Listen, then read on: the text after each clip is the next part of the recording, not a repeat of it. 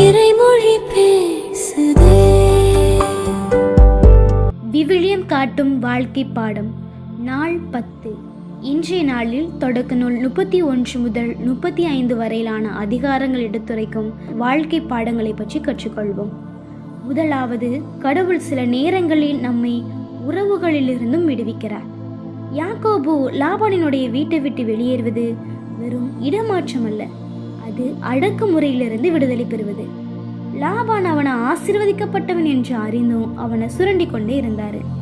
கடவுள் நம்ம சில நேரங்களை நல்லதாக தோன்றக்கூடிய உறவுகளில் இருந்தும் கூட வெளியே அழைத்து வருவாரு, ஏனெனில் அது நம்முடைய அழைப்பை முடக்கி கொண்டிருக்கும்.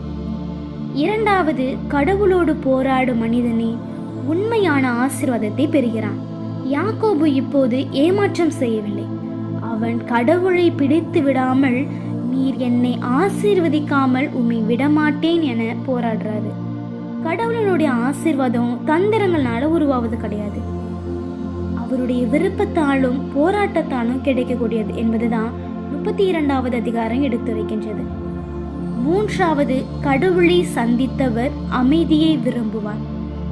யாக்கோபை கடவுள் ஆசீர்வதித்து மாற்றினார். அந்த மாற்றமே ஏசாவுடன் அமைதியை உருவாக்கியது.